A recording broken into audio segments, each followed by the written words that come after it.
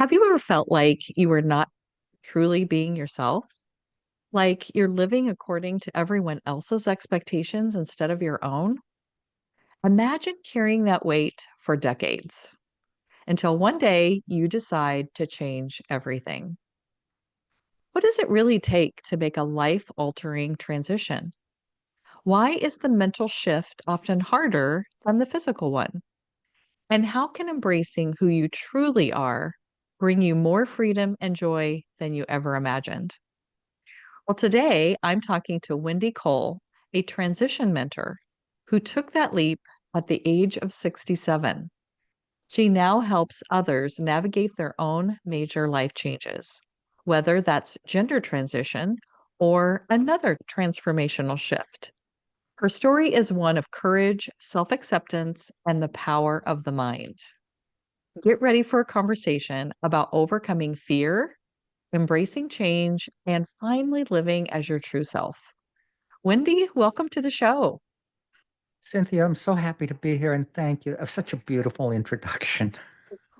Well, I enjoyed saying it. I was like, oh, this is so great. And I want people to really understand what we're talking about here. So Right.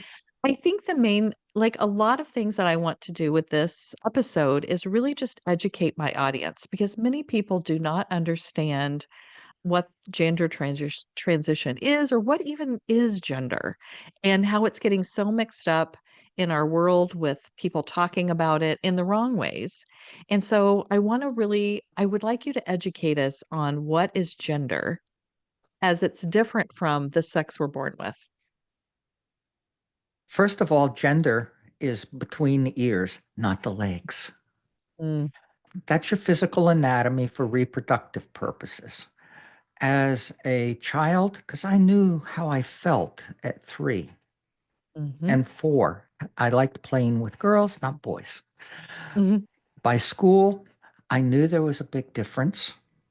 And that's also from socialization by mhm, parents and family and friends, etc. When we're born, well, actually before we're born, the second trimester of birth, that is when sexual differentiation begins to occur within the embryo, within the fetus. And part of that is physical, but the brain also has a role in that differentiation between the sexes. Gender is formed in the frontal cortex of the brain in the second trimester, and sexual orientation is formed within the amygdala of the brain. These are hardwired, they're not changeable. Um, Gender is also a spectrum or a continuum. No one is absolutely male or absolutely female. It's a preponderance of traits from one side or the other. And that's why you wind up with some women who appear to be more masculine and act a little more masculine, and some men who appear to be quite beautiful and a little more on the softer side. It's mhm. That's gender, and that's formed in the brain. It's who we see ourselves as. It's far more powerful and can cause, well, you'll hear psychiatrists or doctors or psychologists say, well, your child or this person is experiencing dysphoria. What that really is an incongruence between the body, physical body, and the mind, the gender identity. It was formed in the mind. That's the power of the human mind. Mm. And for most people, there is no incongruence.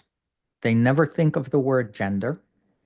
From the time the baby's born, the doctor spreads the legs and says, "Oh, it's a boy or a girl," based on the physical anatomy. And Mhm, that is, for the most part, true for most people. mhm. But for people like me, that was a best guess and all wrong. Well, yeah, because we don't know sorts of things about babies. Like Right, I have three grandchildren, and I'm always like thinking, oh, what instrument will they want to play? What sport will they like? right, What, just like just their preferences and things that they're going to enjoy doing. And I don't want to try to push anything on them. I'm just curious to like, I like watching them right. grow and develop. Like, what are they going to like? What's going to be fun for them? And that's the Hmm. same thing about like, oh, well, will they want to wear a dress? Will they want to wear pants? Will they want to have long hair? Will they want to have short hair? All of that stuff are preferences, and we can see them all over the world. And it's been happening Right. forever. Like, I Ab- can think back into my elementary days, and I was in elementary school in the 70s. And I remember there were kids that were doing all sorts of things. There were boys that had long hair, there were girls that had short hair, there were girls that hated dresses and only wear pants. And, we just, I feel like the stuff that we're seeing now is just like the next level of what we Right. were already experiencing. And then now we've made it into some, I don't know, a mess. So you didn't transition until age 67. And I'm guessing because you said you knew way back before you even started school that you didn't feel right in your body. I'm guessing the transition didn't happen until 67 because the world at the time when you could have been transitioning, like some of our teenage young adults now, was just completely unheard of. Is that true? Oh, that's absolutely the case. There's huge differences between today and everything before 2012 and into the last century. Of I told my parents at age 10 that I was a girl. Five psychiatric visits, and then I was told, stop saying you're a girl, stop feeling that way, stop doing what you're doing, and otherwise, we're going to commit you to the psychiatric facility. You'll stay there and be fixed. That was Mm. my threat at age 10 from my own parents. My life is a classic example of not what to do with your child. And I lived like that, repressing this. Parents have no idea the damage, the pain, the suffering that kids will go through trying to repress who they truly Mhm. feel they are. Mhm. And it's you the one thing that I learned going through all of this is the power of the human mind, the beliefs that you carry every day about who you are and what you are. Those are formed by your thoughts and the emotions of those thoughts. Well, from age 10 all the way through my teens and in through my 20s, my emotions were horrible. I was Mm. hiding this huge secret. I couldn't tell anybody, I couldn't talk to anybody about it. And if I did, my parents would have me committed and Mm. fixed. Mm.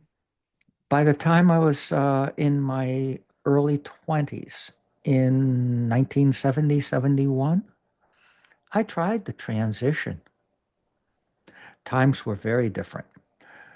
No cell phones, no social media, no internet, no way to research any of this. And I looked Mhm. libraries, bookstores, any place I could find information on this. There virtually was none.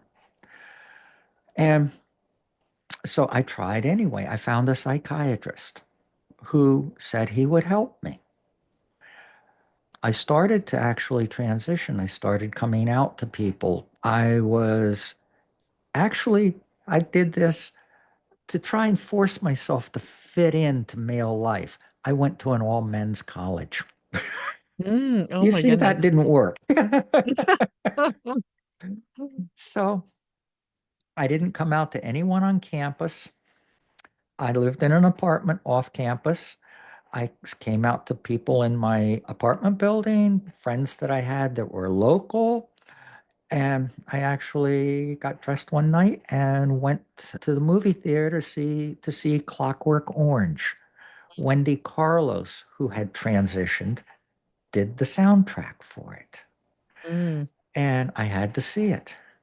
So I knew it was possible, but whether or not I could do it, I didn't yet believe I could. Mhm. And that was a key for me. So Mhm. I kept going. My psychiatrist took me to a quarterly meeting of area psychiatrists around that area of New York State, Schenectady, Albany, Troy.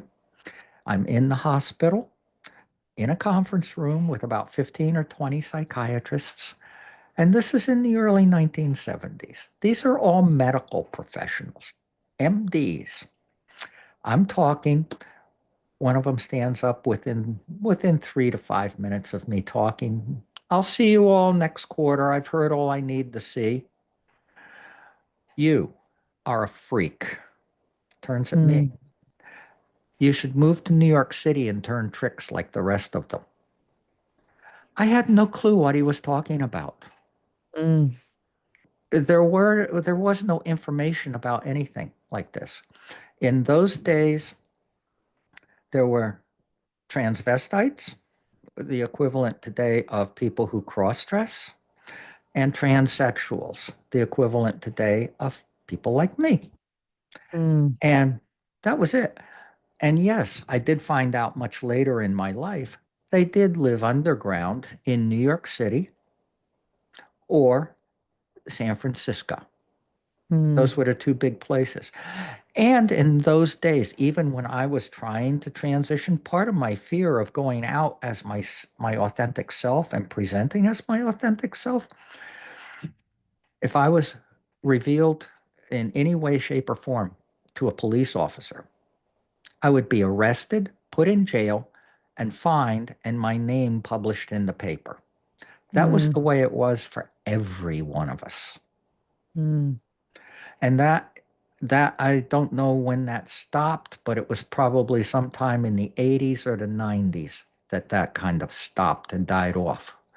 But Mhm. still, I found out in 1970, 71 from my doctor, this is a psychological condition with no treatment and no cure. You're on your own. Mm. That's the way it was. If you wanted hormone therapy or anything like that, you had to get the hormones basically out of the country illegally or Mm. however else you could get them because of the anti-drug stuff going on all through that period of our society. You couldn't go into a pharmacy and buy needles.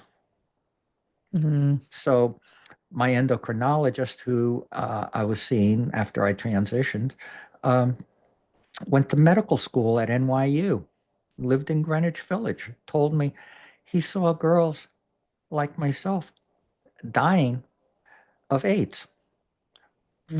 from not exclusively from doing sex work, which is how a lot of us survived back then, Mhm. but also sharing needles Mm. to inject estrogen.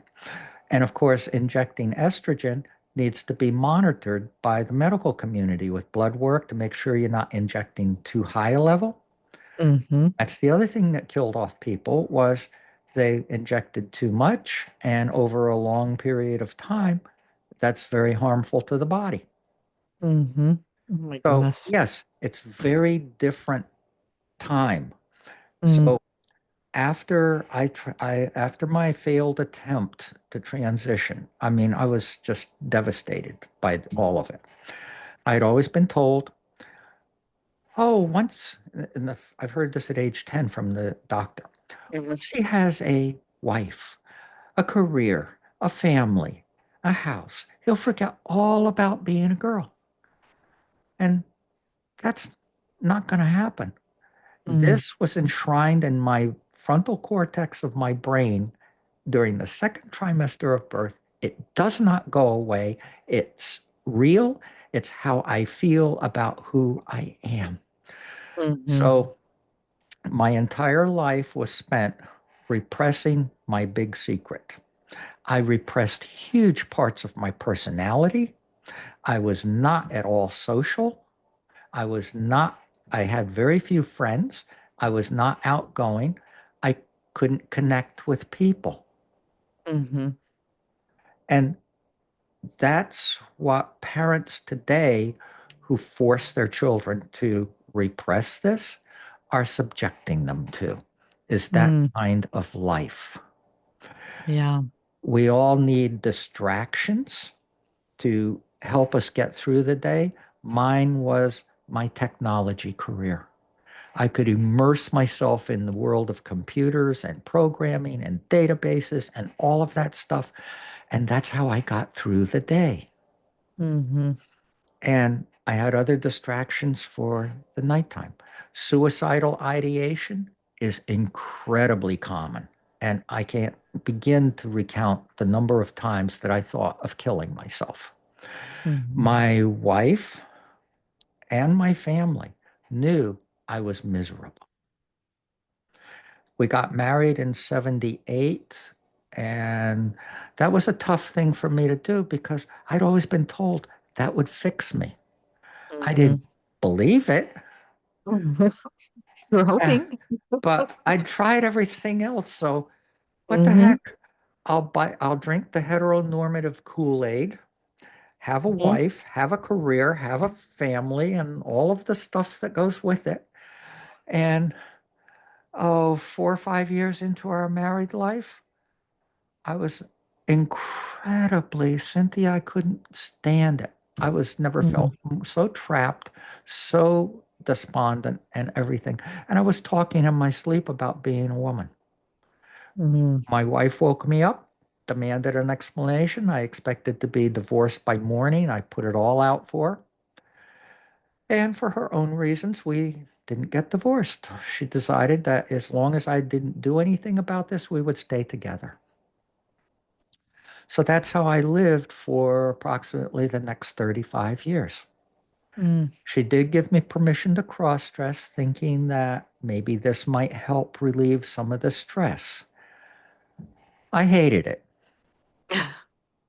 very simply because it was in secret. I had to do it alone, and it only reminded me of what I couldn't be. Mm. See, in 2014, late 2014, that's when I discovered that my diagnosis had changed. This is now how I was born. It's now treatable by psychological therapy, hormone replacement therapy, and any necessary surgeries. Hmm. I was on the verge of killing myself. I decided to go check the computer one last time to see if anything had changed. And in 1970, 71, I was told no treatment, no cure. Psychological and no treatment, no cure. Guess when that changed? 2012. Mm. Yeah, that wasn't very long ago. No, only 13 years ago. Mm. And that was the first time we received recognition from the medical community, the therapeutic community, and that's when it became possible. Mm.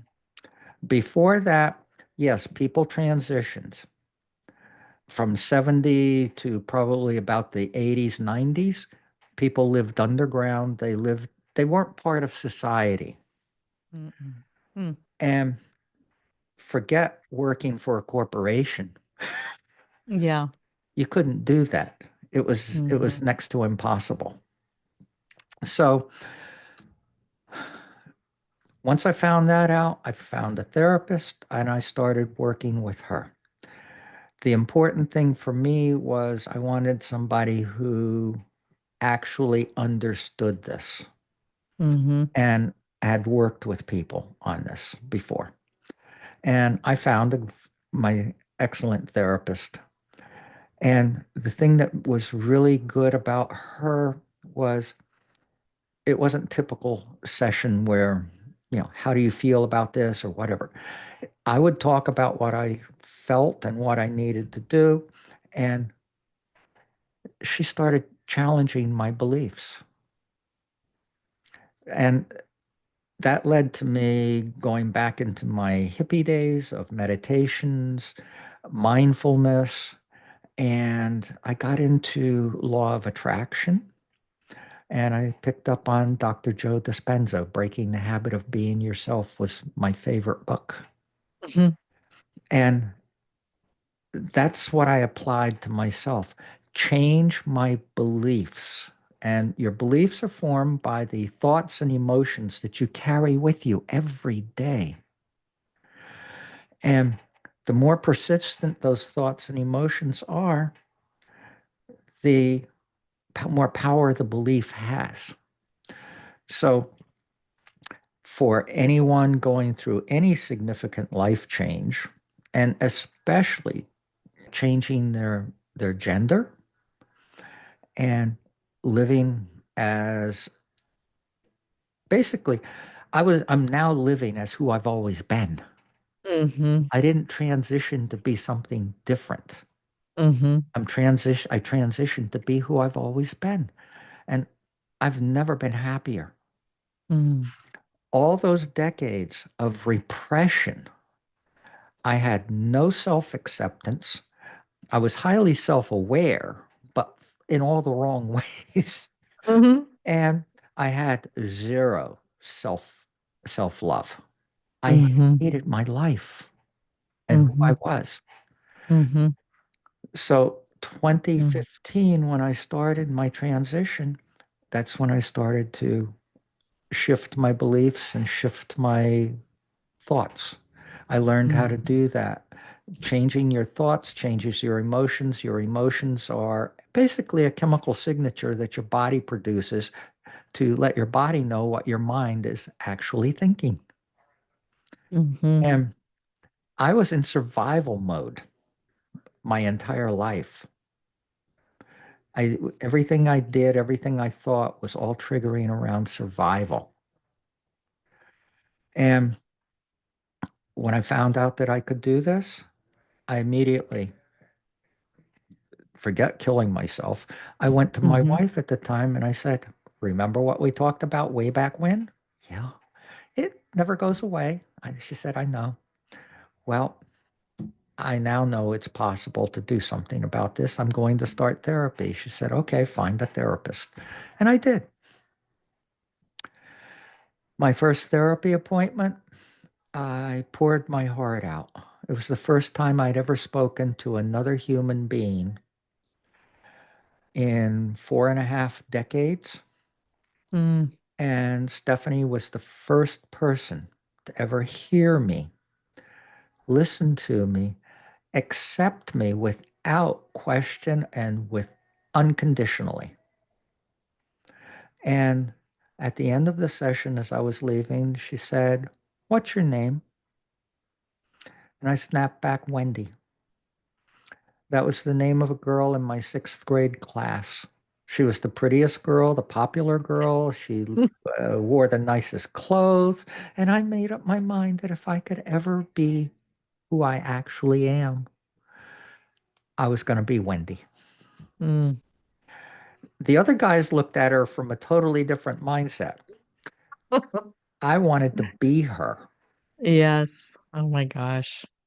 I am so glad that you were able to make this transition, that we finally had, that you found the answers and you realized, oh, I can do this. And there were Mhm, people along the way that helped you with that, which is what you do now in mhm, helping other young people and parents, right. not only with this transition of gender transition, if that's what they're dealing with, but really any major transition, because they all have similar components to them where you're Yes. having to kind of change big things about your life in order to Mhm. do this thing that you're wanting to do or needing to do. So tell us a little bit about your program and how you help young people and how you help parents with these kinds of transitions. Well, any kind of life transition like this, I call it Wendy's 80% rule. Mm. 80% of all life changes begin and exist between your ears. Mm. It's you can't live outside your beliefs. Yeah. That it's impossible. If you don't believe in something, it won't be. So, in order to accomplish any kind of major life change like this, whether it be moving across country and changing careers, becoming an entrepreneur and giving up your corporate world, changing your gender, getting a divorce, whatever it is. It starts with shifting your thoughts to something that is more supportive of you because you need to do this. Mhm. For some reason, you need to do this. In my case, I really needed to do this my entire Mhm. life, Mhm. but it wasn't within the heteronormative society, there was no framework for it.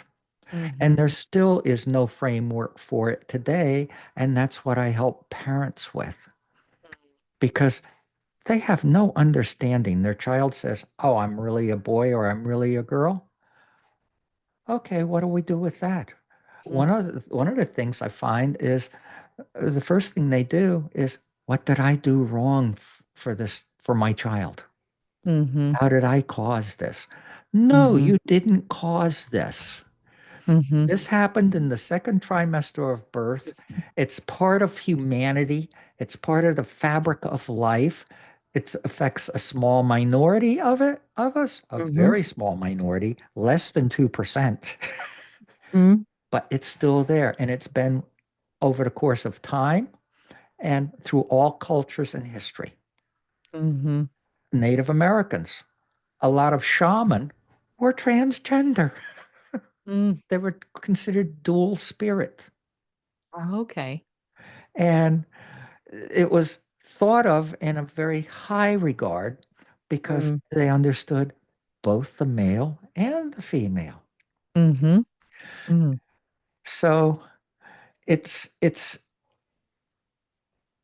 in other cultures it's kind of accepted, but it's not treated well at all. Mhm. Um, well, in this country, back in the last century, people like me actually did live underground in places like Manhattan, Mm. San Francisco, under threat of being arrested, all of this stuff. And in order to survive, because heteronormative society would not ever consider hiring them, Mhm. to survive, a lot of them did sex work. Mhm. So I've often questioned this. They were good enough for heteronormative guys, heterosexual Mhm. men to have sex Mhm. with, Right. but nothing else. Yeah. It's That kind isn't of even. disgusting. It is. It definitely is. And I felt like that about other things in that kind of same realm. But so you also have started a podcast with a cisgender person where you kind Hmm. of talk about all the things and both sides. And it sounds like she asks you some really good questions. And really it's Hmm. like education for everyone. It's education for people who are like, I don't understand this. What is it all about? To Hmm. someone who is maybe transgender and is thinking about transitioning or needing some Right. information about that. So it's about all those things.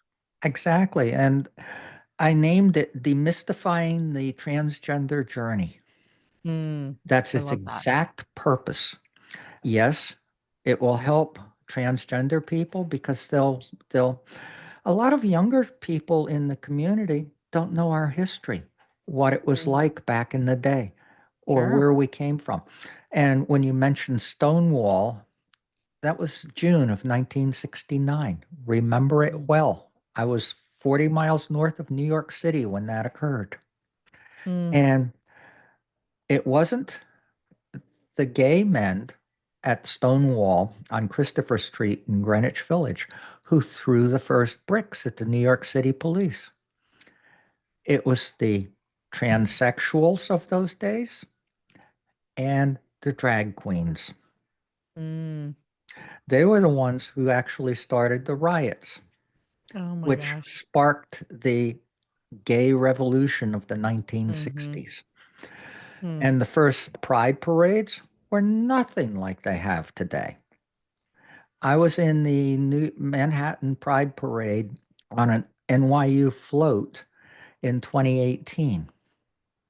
And one of the guys that was there, he's on Dr. Blubon's staff. Kevin, told me, "Oh, this is nothing the way it used to be."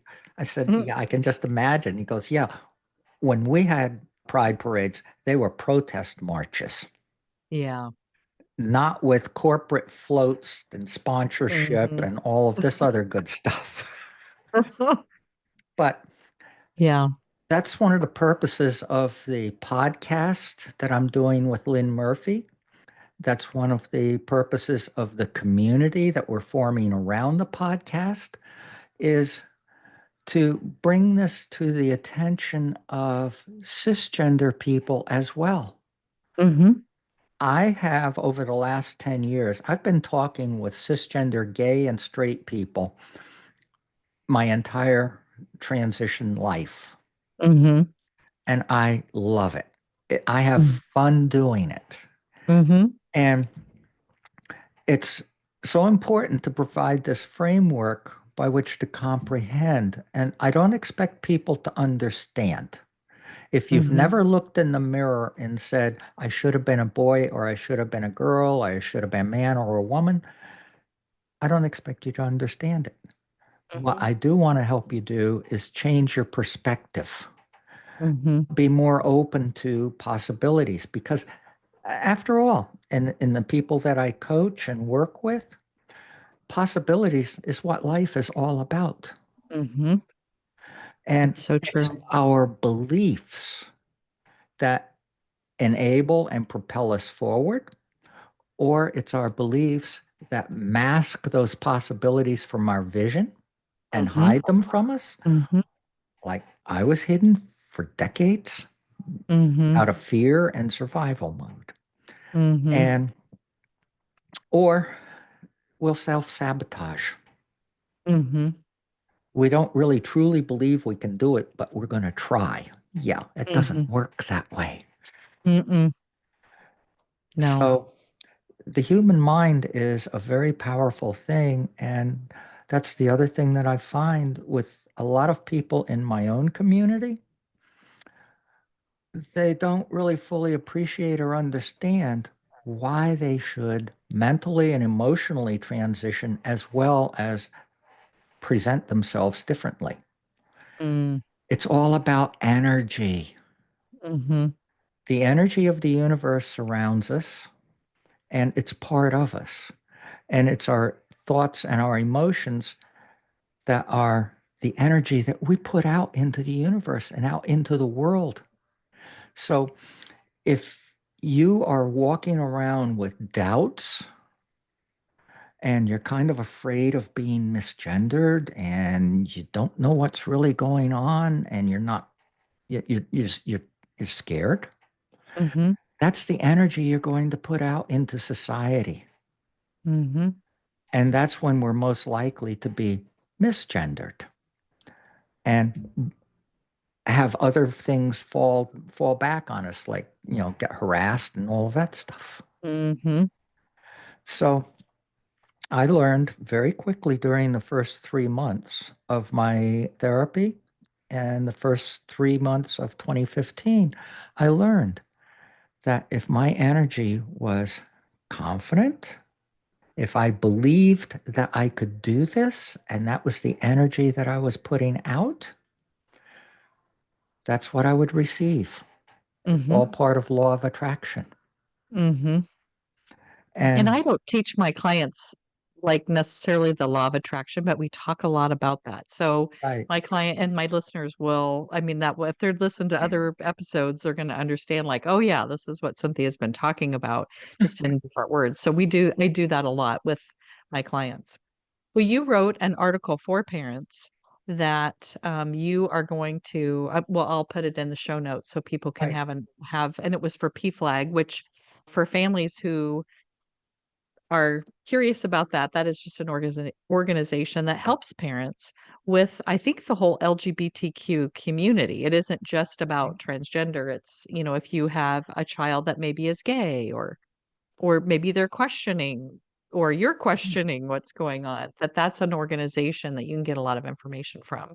absolutely. The regional president of PFLAG reached out to me from a friend of a friend who heard Mhm. one of my podcast interviews. And wanted an article about my work and what I do. So I gave him the article and I said to him, "Would you be interested in an article for parents?" And he said, "Absolutely." He said, PFLAG was formed quite a while ago, basically back in the last century, to help parents of gay children. Mm. He said, "Gay children are not our problem now." Um, a lot has happened within that world to make being gay more socially acceptable Mm-hmm. and kind of understood, while some people may not agree with it, and et cetera. We won't go there. But Mm-hmm. the bottom line is it evolved to where there's more understanding, more Mm-hmm. comprehension, different perspectives. Mm-hmm. PFLAG's biggest problem, he said, now is transgender. Mm. And so many parents throw their kids out. Mm-hmm. And that's a huge problem. Mm-hmm. So he said, of course. And I wrote an article for them. He published it. And his statement back to me was, my wife and I read this, and we wished we'd had this article and a resource like you when our own child announced that he was now our daughter Mm-hmm. and transitioned 8 years ago. Mm. So it is a chronic problem. I have an acquaintance, a friend, who was in the advertising field in LA and quit his advertising career, went to Stanford University, got a degree in psychology. He's gay. He's married to a lovely man. They have a child. They live in LA. And he got his psychology degree, and his emphasis on his practice is working with transgender kids, Mm. which I think is marvelous, wonderful. Yes, we need that. And there's so many people that don't comprehend this and have all the wrong information. And Mm-hmm. that's the purpose of the podcast, the purpose of the community, and the reason why I even started doing all these podcast interviews is Mm-hmm. to help people find a different way of framing this and Mm-hmm. begin to change and shift their perspectives. And my goal for the community and why I'm personally working on doing this is the transgender community needs allies. Mm-hmm. That's how the gay community Mm-hmm. came to be where they are right now. And Mm-hmm. a lot of my gay friends are telling me, keep doing what you're doing. It's the only way. Mm-hmm. Yes. Well, and I am one of those allies too, and I am just so glad that you reached out to be on the podcast because this is a topic that I hadn't talked about yet, but something that's very close to my heart because I've had many clients that are transgender, non-binary, Hmm. questioning, gay, and I love all of them. I loved all of my students at school. I remember one of my students when I was going to leave the school system and do my own work. He said, "Put gender affirming on your website so that people know that you're Right, safe." And I haven't actually put that on my website, but I am a safe person and I want people right. to know that I sense there that. are adults out here that are here for you and we want to listen to you and we want to care for you. And Hmm. so, parents, you need to just find those adults that are safe for your child to talk to. Young people Hmm. that are listening, just look for the adults that are going to help you because there are some. You Hmm. sometimes just have to kind of weed through the people. So, Right. I'm so glad that you're with us today, and I'm going to put all your information in the show notes because I want people to go to your podcast and get this article so that especially parents that maybe they're dealing with some of this at home and Right. they need some answers because there Right. isn't a lot of information about what to do. And I just appreciate the education because Okay. even though this is some stuff that I kind of had already figured out with working with my clients, a lot of people Mhm. don't understand how this works. So Right. I'm glad that you were able to help us with that. And I appreciate that so much.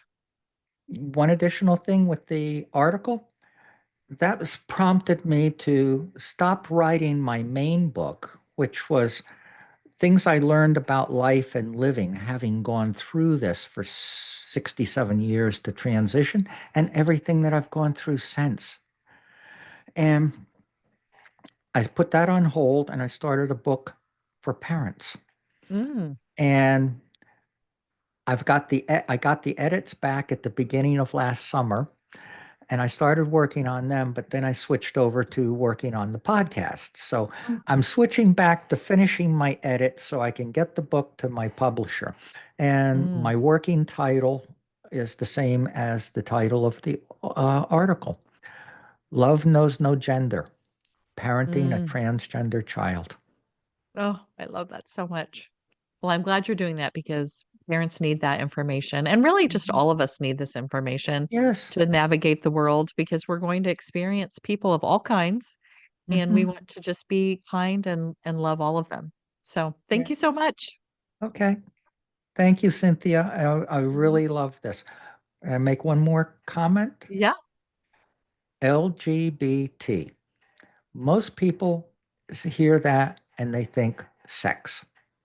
Mm, Well, sexual orientation is the L, the G, and the B. The T is gender. mm, Very different subject matter. And therein lies also some of the confusion around it. mhm, And I had a neighbor who was a psychologist, and this really kind of blew him away when I told him. And a T can be an L, a G, or a B, or hetero. yeah, sometimes Wrap I've your gotten a mind little bit around that. confused by that. Yeah, sometimes I'm like, okay, how does that work? And it kind of is mind bendy sometimes when you think about how all that works. Well, But I'm open to it. it's I wanna understand it. after I had my surgery in 2017 at NYU Medical Center. I still hadn't, I not only had repressed so much of my personality in repressing my gender identity, I also repressed my sexual orientation. I Mm, married a woman, that was one of the check boxes for heteronormative life, mhm, period. mhm, Whether or not I was attracted to women, I didn't really know. I didn't date much mhm, or anything because I had this secret to hide and I was afraid women would figure me out. Like I was mhm. afraid gay people would figure me out, only to discover they didn't know either. So anyway, it's it's it's really wild. So after I had what I called my birth defect corrected, Mhm. uh, I gave it a shot, see how I felt. And I found out that I'm actually a heterosexual woman. Okay, And that's cool. that was totally repressed. My Mm, male facsimile knew he wasn't gay. I mhm, wasn't attracted to men, mhm. but now it works. Yeah. Oh my So gosh, that is so those are the cool. things that can change. The last 10 years have been the happiest years of my life by Mm, far. And I've absolutely loved engaging with people. mhm. That's wonderful. I love that. Well, I'm glad that you engaged with my audience today because Okay. I I'm happy to love have been meeting new here. people. Yeah, well, thank you so much, and we will maybe talk to you again to get more information. Okay. Thank you, Cynthia. Uh-huh. It's a Thank you. pleasure. Mm.